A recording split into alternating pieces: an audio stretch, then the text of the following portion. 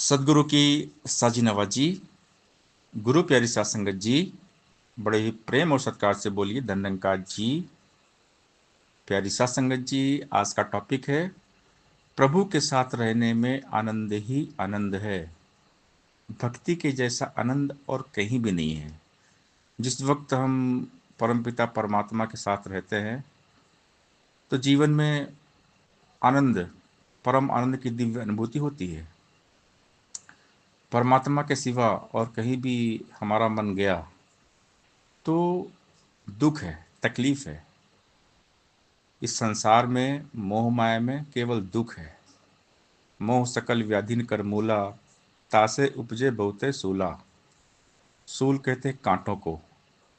तो संसार एक सूल के समान है। संसार का नाम ही दुख है, क्योंकि संसार में होता है स्वार्थ, और जहाँ पर स्वार्थ है वहाँ होता है दुख। तो इसीलिए संत महात्मा हमें समझाते हैं कि परमात्मा का संग करिए। हमेशा प्रभु के साथ रहने में आनंद ही आनंद है।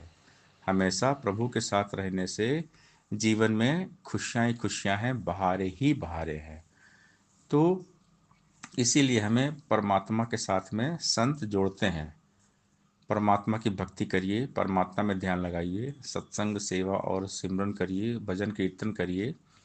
जितना हम ज़्यादा परमात्मा के साथ में जुड़कर रहेंगे, प्रभु के साथ रहेंगे, उतना ही जीवन में खुशियाँ आएंगी।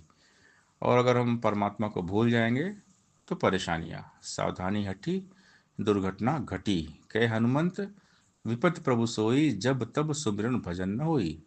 अगर ये सुमिरन नहीं हो रहा है, भजन नहीं हो रहा है, सत्संग हम नहीं कर रहे हैं, तो मुसीबत है, परेशानियां हैं। लेकिन जब गुरु को याद करते हैं, संतों का संग करते हैं, तो सारी मुसीबत दूर हो जाती है। जहाँ पर हमेशा गुरु का यशोगान होता है, सदगुरु महिमा गाई जाती है, प्रभु का यशोगान होता है, निरंकार की महिमा गाई जाती है, तो वहाँ पर प्रॉब्लम, परेशानियाँ नहीं आती हैं। मुसीबत आ नहीं सकती। जहाँ गुणगान तेरा है, वो घर जन्नत से बढ़िया है जहाँ तेरा बसेरा है।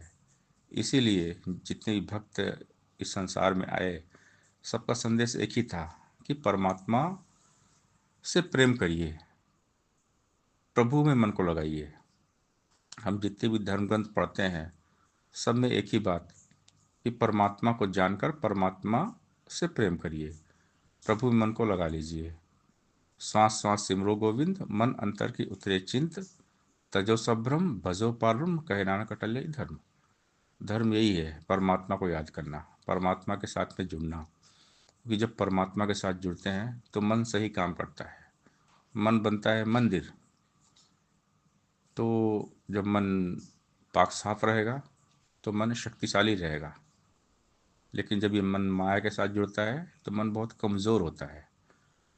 तो मन को ताकतवर बनाने के लिए निरंकार के साथ जोड़ना पड़ता है, भगवान में जोड़ना पड़ता है। जब इस मन में भगवान आते हैं, तब इस मन में आनंद, परम आनंद की अनुभूति होती है।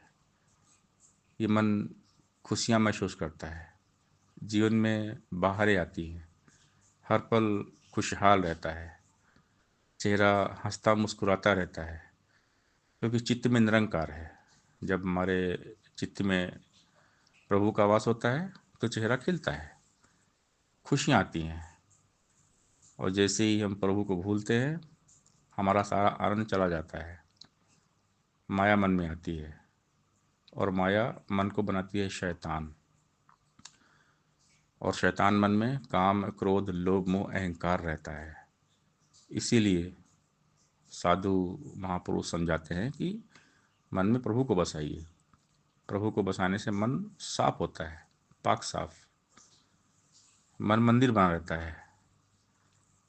मन ही मंदिर है, मन ही मस्जिद है, मन ही गिरजाघर है, मन ही गुरुद्वारा है, मन ही काशी काबा है। अगर इसमें निरंकार प्रभु का वासा हो गया तो यही बात हमें समझाई जाती है कि हमेशा हमने प्रभु के साथ रहना है। अगर हमेशा खुश रहना है तो जो सुख को चाहो सदा तो शरण राम की लो, समझाया जाता है। संत भक्त की बात समझाते हैं कि प्रभु में डूब जाइए, प्रभु में मगन रहिए, लगन लगा लीजिए परमपिता परमात्मा निरंकार के साथ। तो जो केवल निरंकार के साथ जुड़ते हैं उनके जीवन में आनंद रहता है, खुशियाँ रहती हैं, बाहरी जीवन में आ जाती हैं। तो हमेशा प्रभु के साथ रहना चाहिए। जो प्रभु के साथ रहते हैं उनके जीवन में आनंद है, परम आनंद है, खुशियाँ हैं, बाहर हैं। सत्संगत जी, प्यार से बोलिए धन्यवाद जी।